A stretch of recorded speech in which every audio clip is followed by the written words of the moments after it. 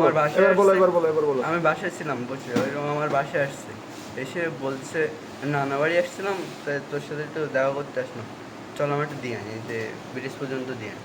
তারপর ওর সাথে হাঁটতে হাঁটতে আমি ইসলাম ব্যাংকের সাইড দিয়ে যে ওই নদীর সাইড দিয়ে ওইখানে ওই সদর স্কুলের মাঠের ওইখানে গেছি।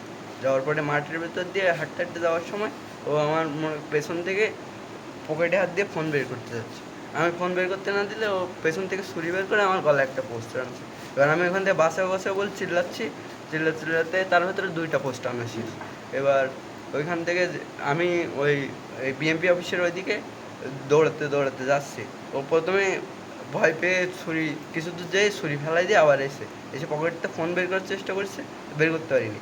আবার আমি ওই রাস্তার উপরে উঠছি যাই, সে জোরে জোরে চিল্লাচ্ছি, যে ওই ও মনে করে ও পেছন দিক থেকে সোজা অনেক জোরে দৌড় মেরে চলে গেছে। ওই ছেলের নাম কি? শরীফুল ইসলাম, বাসা কোথায়? নলতা ইন্দ্রনগর। ওর সাথে তোমার কিভাবে পরিচয়? ওর সাথে পরিচয় বলতে এখান থেকে 1-1.5 বছর আগে আমি নলতায় থাকতাম, ওইখানে 2-1 দিন দেখা আর সাক্ষাৎ আর কি। ওর বাড়ি জানি যে ওর ওর নানা বাড়ি এখানে, ও ও এই কারণে এসে আমার ডাকছে। আমি কিছু বুঝতে পারিনি, আমি না বুঝতে পেরে ওর সাথে গেছি। আমি আমার মতো গেছি, আমি তো আর জানি না যে এগুলো হবে।